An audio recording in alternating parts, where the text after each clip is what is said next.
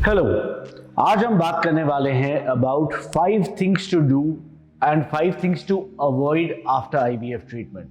यानी embryo transfer के बाद हमें क्या 5 चीजें करनी चाहिए जिससे प्रेगनेंसी के चांसेस बढ़ेंगे और क्या 5 चीजें अवॉइड करनी चाहिए जिससे हमारे प्रेगनेंसी के चांसेस कम हो सकते हैं।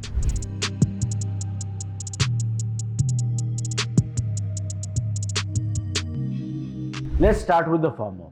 नाउ सबसे पहले एम्ब्रियो ट्रांसफर करने के बाद मेरा फर्स्ट रिकमेंडेशन होगा कि keep calm and avoid stress. यदि आपका जो सराउंडिंग एनवायरनमेंट है ये स्ट्रेसफुल है, चाहे वो वर्क रिलेटेड हो या घर का हो, तो एम्ब्रियो ट्रांसफर के बाद I would suggest a change of environment. Go to your comfort space जहाँ पे आप काम रह सकते हैं, आपके माइंड और मेंटल स्ट्रेस जो कि मिनिमम पे रह सकता है। तो if it means travelling to your mother's house, go to your mother's house. अगर आप जहाँ पे रहते हैं वही जगह परफेक्टली पीसफुल है, please continue there, because stress avoid करना और काम रहना सक्सेस के लिए बेहद इंपॉर्टेंट होता है। My second advice to you would be, we can engage in things जो यूट्रस और जनरल बॉडी का सर्कुलेशन इंप्रूव कर सकते हैं।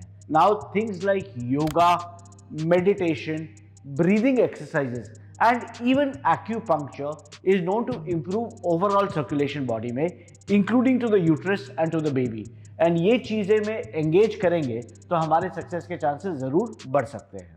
थर्ड सजेशन जो मैं आपको देना चाहूँगा is the importance of sleep.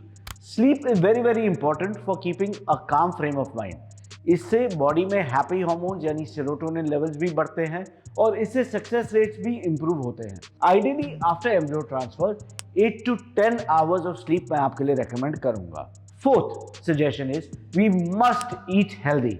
Okay, सबसे इंपॉर्टेंट चीज होती है कि हम हेल्दी डाइट ले, मील्स को स्किप ना करें।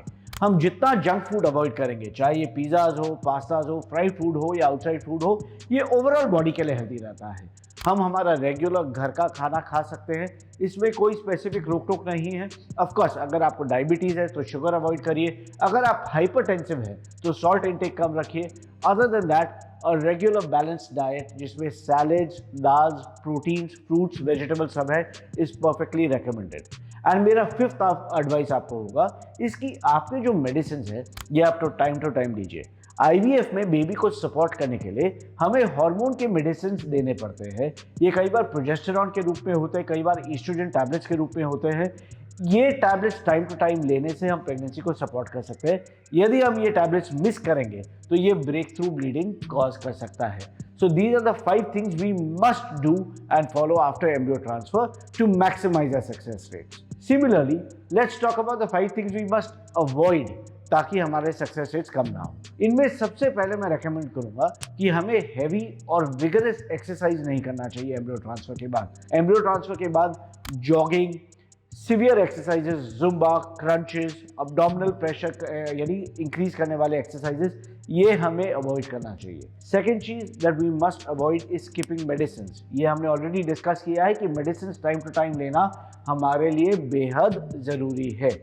Third, excessive and long distance travelling और एयर ट्रैवलिंग में रेकमेंड नहीं करूंगा। एयर ट्रैवलिंग से स्लाइट एयर प्रेशर चेंजेस आ सकते हैं and although the success rate decrease होने के chances are absolutely minimal, okay, but ये थियोरेटिकल पॉसिबिलिटी रह सकती है।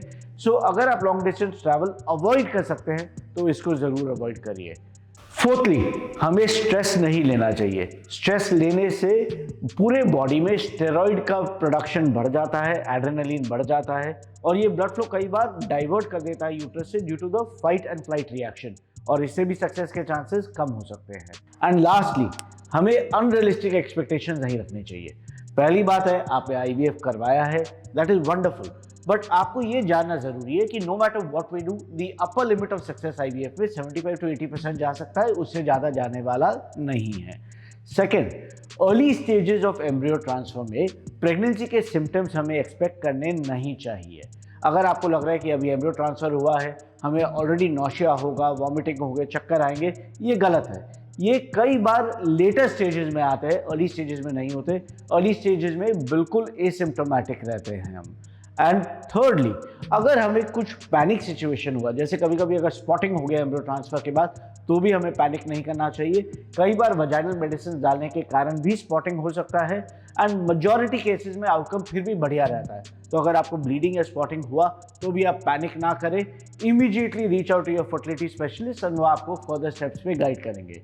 सो these are the 5 dos and don'ts जिसको फॉलो करके हम अपने आईवीएफ का आउटकम इंप्रूव कर सकते हैं। आई होप ये वीडियो आपको यूजफुल लगा हो।